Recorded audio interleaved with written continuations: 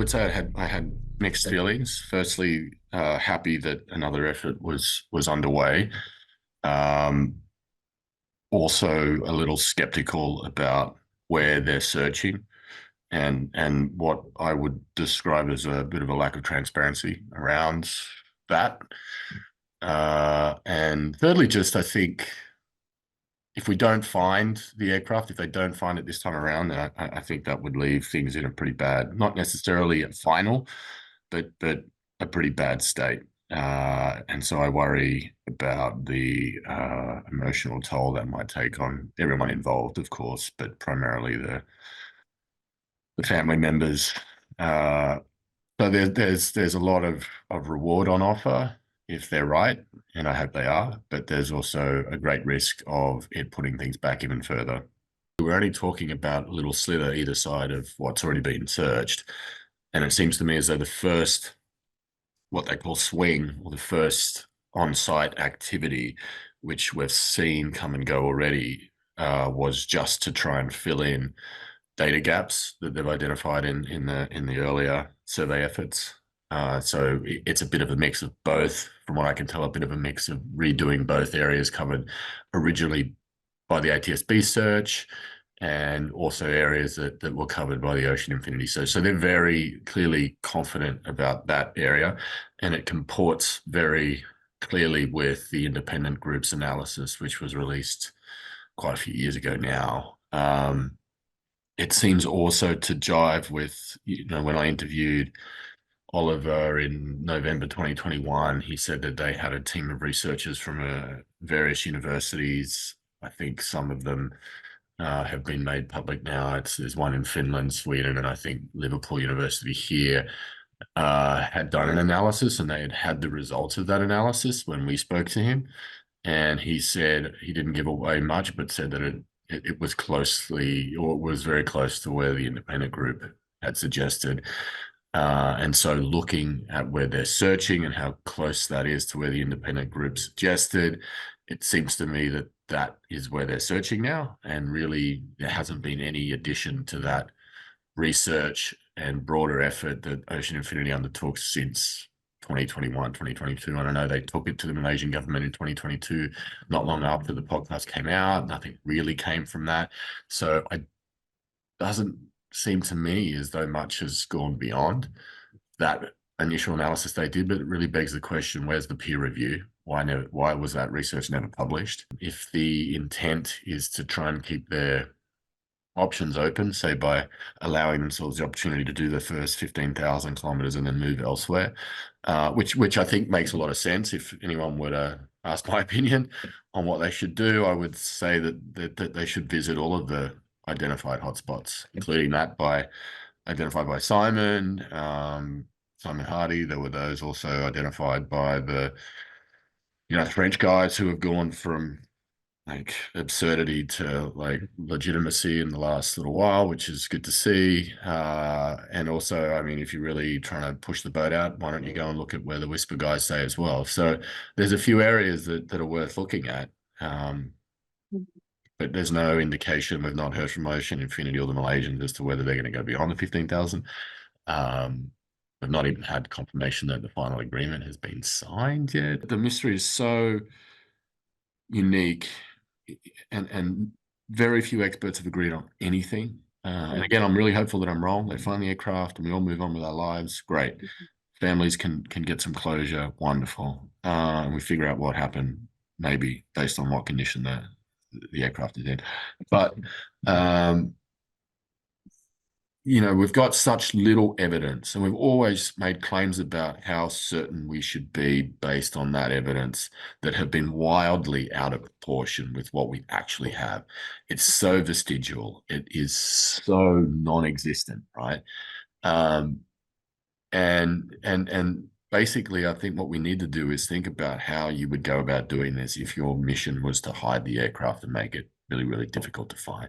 That is what I think happened here, is the pilot wanted to hide the aircraft and make it impossible for anyone to find. And I think in order to do that, his aim was to fly the thing as far as he could and he could have flown the aircraft far further than where they're looking now.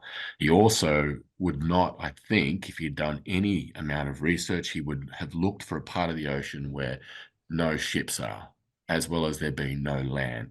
Where they're looking now, and you can see this if you look at any of the ship tracking sites that don't just have the Ocean Infinity ship, but have every vessel, is that they're right in the middle of the shipping lane, right? Why would, I mean, if he had half a brain, if he was as good as planning as it seems to me that he was, based on the fact that,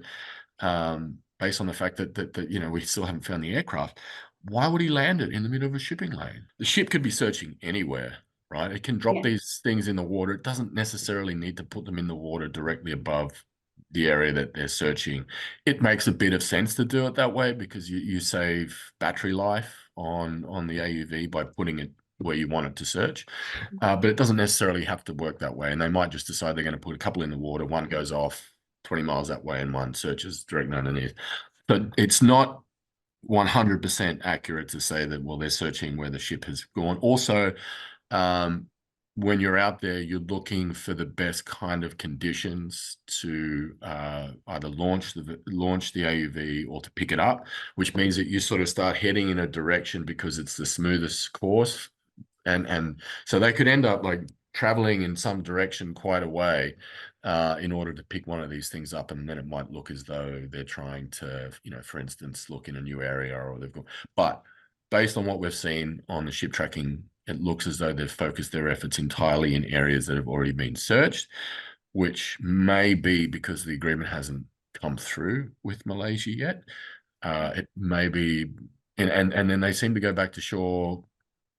I wouldn't say prematurely, but they didn't stay out there a particularly long time. So I think maybe there's still negotiations occurring. I don't know. The Malaysians have been tight-lipped, other than I think some statement by the transport minister. So yeah, I don't know. I think no one on the independent group is necessarily a sonar expert, but I think they're right to suggest that they're so confident in their area, which they've pointed to as being within the area already searched, which maybe helped their case entirely, but. So they've just suggested that there might be spots that weren't covered as accurately as they could have been. There's been some criticism also of the initial ATSB search, particularly that part of it undertaken by a company called Phoenix International. They had what at the time was a very revolutionary technology, which is synthetic aperture sonar, but actually the quality of that research data was really, really good. It was just difficult because of the deep tow to get in everywhere. But those big gaps were then later filled in by the AUVs operated by the HSB or under contract to the HSB.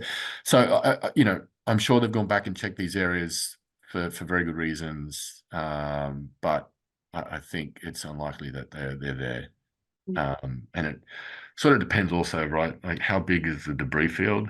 I can't remember exactly how big the debris field was for Air France, but it was like 400 meters square or something. It was pretty big debris field. Well, I spoke to some of the guys that were out there for their first effort, and there was I think a sense of excitement. I'm not entirely sure how the crew is made up now. Obviously, they're running these minimally manned vessels, which are quite innovative and groundbreaking, really.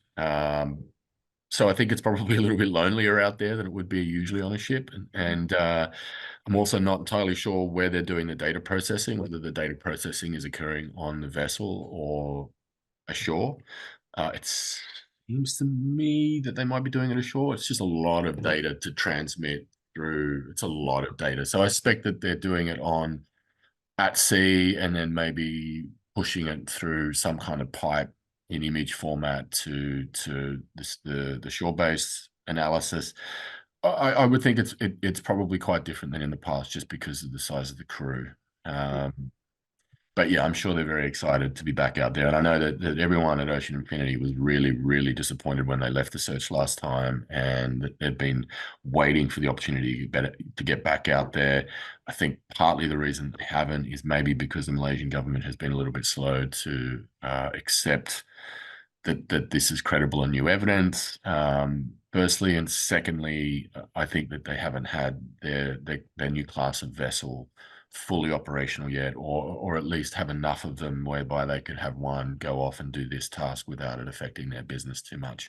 So I think that it's probably a combination of those two things. But I'm increasingly uncertain what's credible and what's new about the search area.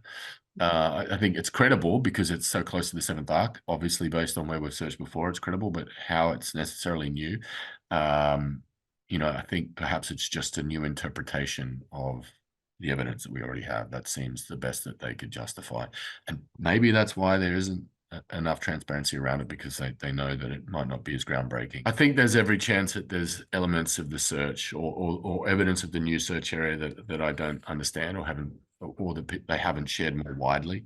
So I hope there's more basis to the search than I think there is. But based on where they're searching thus far, I'm not particularly hopeful that they will find it. However, and this is a big however, if, as I hope they do, they search beyond the 15,000 square kilometers. It's important to remember that last time they started with 25,000 square kilometers, they ended up doing about 250 square kilometers, 250,000 square kilometers. So I suspect that if they don't find it, they might stay out there and keep going. How much further, I don't know.